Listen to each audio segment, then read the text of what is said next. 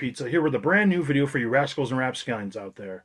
Now, normally I'd say I hope everybody's having a great weekend and whatnot, but I'm not quite sure when I'm going to release this video. I just got done recording something else, and while I was already set up, I thought, you know what?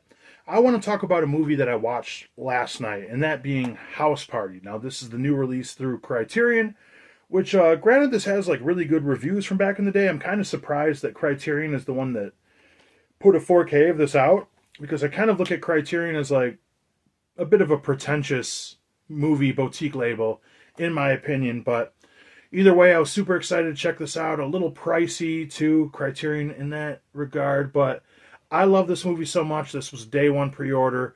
House Party. The first three are some of my favorite movies. I don't really care for the fourth one, but yeah, I watched this last night and just kind of want to give some of my thoughts on this. If you've never seen this movie before and you're into nostalgia, you definitely need to check this out, because this is like a time capsule back in like the early 90s and everything. The hip hop scene and whatnot. So Kid and Play were like a famous hip hop duo from like the late 80s, early 90s. And they did some movies, including House Party 1 through 3 and Class Act, I believe is it. I haven't seen that movie in a long time, if I'm getting the name right on that. I believe that's right. But these guys just had a really good dynamic between them with their music and their movies. And this is just a really fun, I wouldn't say coming of age comedy movie, but they are high schoolers in here going through their own issues and everything. Pretty much Play, his parents go out of town. I think they go to Florida or something. Not that it matters where they went. And he's going to throw this big ass house party. He's got Martin Lawrence's character coming over to DJ. With that being said, this is a very star-studded cast and everything. A lot of really funny actors in here. Martin Lawrence being the DJ, and then his best friend Kid is supposed to come to the party, but he ends up getting in this fight with these bullies at school. And when he gets home, he's like trying to hide it from his dad because he wants to get out to the party. Because the whole idea is get to this party.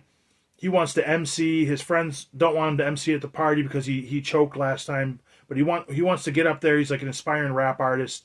He wants to do his set and everything, dance with some girls. He's got this one girl in particular he kind of wants to get with and everything. And that kind of becomes a competition between Kid and Play and these two girls that are best friends. One is played by the woman who played Gina and Martin. And I don't know the other girl's name off the top of my head, but they're pretty great too. But anyways, his dad, Kid's dad, played by Robin Harris, rest in peace, which is the highlight of this movie to me. He is so funny. Finds out about what's going on and he grounds him. He's not allowed to go anywhere. And he has the right intentions and everything, because he just wants to teach him responsibility and whatnot. His dad's this blue-collar, hard-working guy. One of the funniest dudes ever, man. I love Robin Harris so much. I grew up watching Bebe's Kids with my sister. That's one of my all-time favorite like animated movies. Just a funny-ass guy. He plays like the most hilarious dad and everything. And I swear, people look a lot older back then, man, because he wasn't even 40 years old in that movie. But anyways, Kid sneaks out of the house, and then all this crazy shit ends up happening. It kind of like reminds me of like how Superbad is in a little bit, like for more of a modern movie, even though that movie's like 20 years old at this point. As he's trying to get to this party, it's just like one thing after another. The cops are harassing him. These bullies are chasing him down. The same bullies he got into it with at school.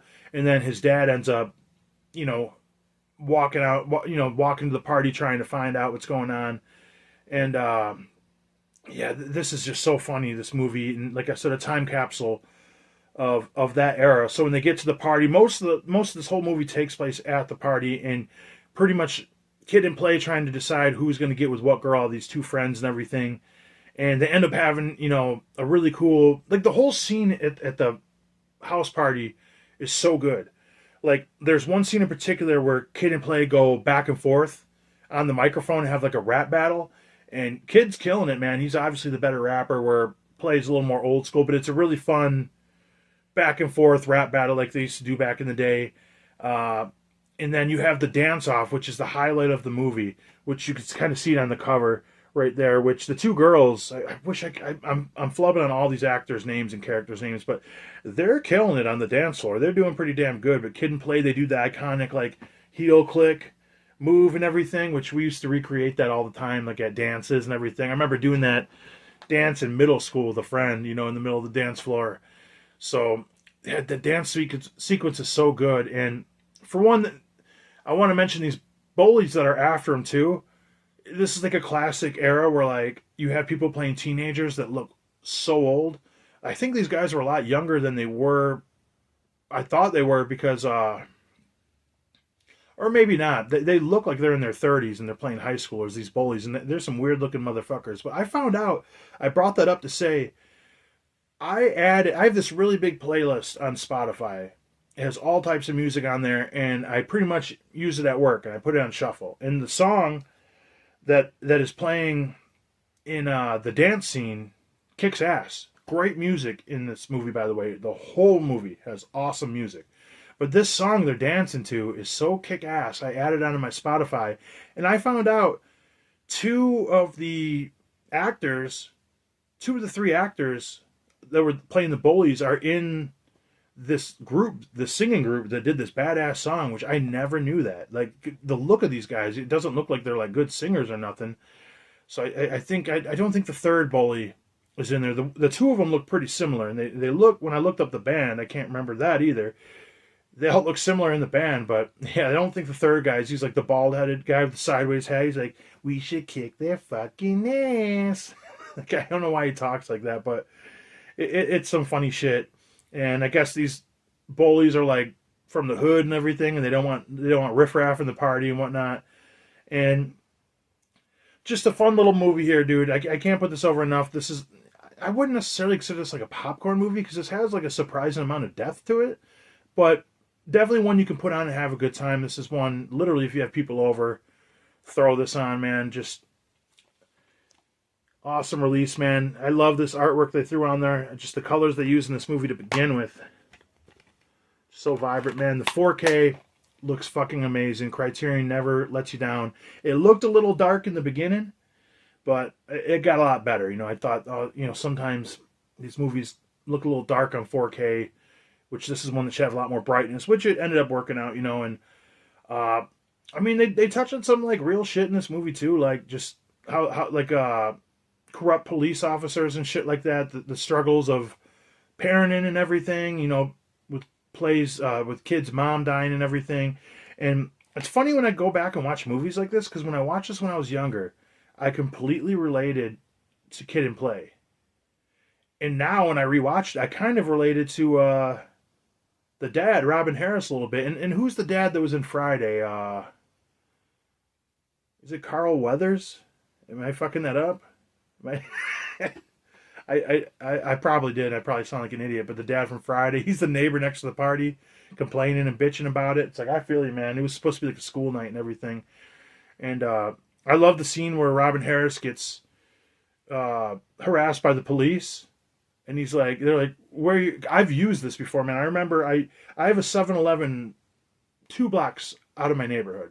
And I remember years ago, I just walked up on a nice spring day, go get a Slurpee and some snacks or whatever. I wanted to take a walk. It was nice out. And a cop stopped me walking into my neighborhood and asked me what I was doing. And I remember quoting Robin Harris, because when they asked him, he says, I'm going to mind my own fucking business. What about you?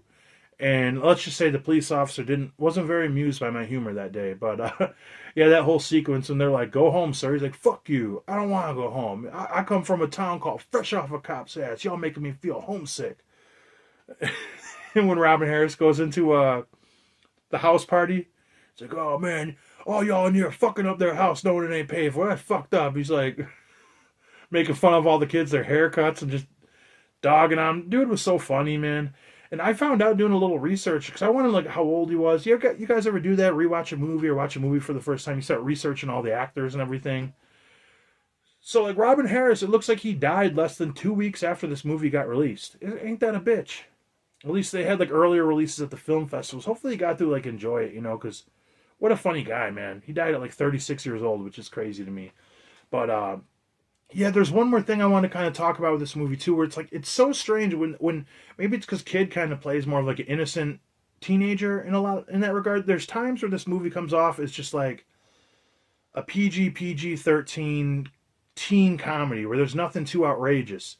But then there's other scenes where like certain words they use, certain language is really vulgar, and there's like a scene where kids trying to hide from the bullies, and there's this big fat guy hooking up with his wife, and they show it through the window, so like a sex scene, and he ends up like shooting a gun at him and everything. And then the way the cops are, talking about taking the bullies down to the docks because they won't be able to hear their screams down there. So it's like I haven't seen a movie like this in a while where it kind of blends right in the middle. It's like on one hand it seems like really innocent and lighthearted, and then next thing you know, it's like they'll really be saying some fucked up stuff in this movie. But I don't know. This is just a really fun ride right here.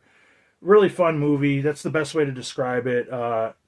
There's like a lot of charm, like I said in the end, when Kid is walking Gina from the show Martin, the actress, walking her home, and she's kind of a little jealous of her friend who's the hot shit, and they're having a conversation while Comey's getting to know her a little bit, and real funny scene, like, Kid's kind of wowing her over, and she's like, well, her parents aren't home when they get there, and like, well, I'm not going to let you just come in, I can't let you come inside the house, da da da, and then just flips to them in the bedroom with like this fast-paced music playing, and the parents end up coming home, and he's got to take a run for it, and he's running from everybody. He gets caught doing some. I don't remember why they took him to jail, but they take Kid to jail at the end, and that's kind of how the movie wraps up and everything, where they have to get bail money to get Kid out, and there, like I said, the movie kind of toes the line because there's a scene where he's in jail and like everybody's trying to kind of take advantage of him in some ways, and he's got to rap his way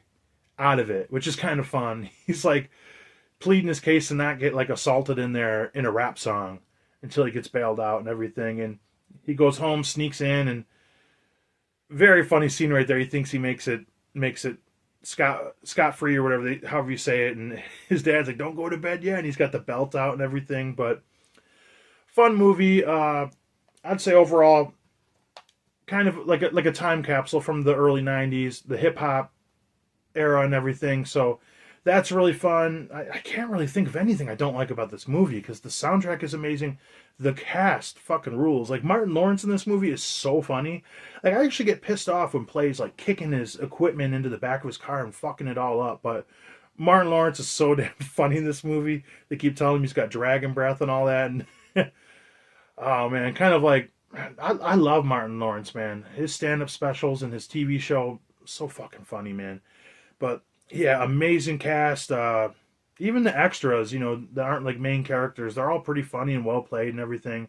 I'd say maybe like the bullies are a little weird, but that was kind of like what they were going for and everything. But very fun movie. Like I said, good cast, good setting, good soundtrack. Very, very funny. I need to mention for a comedy, this is a very, very funny movie. And I'm glad to own this. The 4K looked amazing, like I said, and I would highly recommend picking this up if you don't own it. And yeah, that's pretty much my thoughts on House Party. So with that being said, blood, guts, and gore, I will check you guys next time.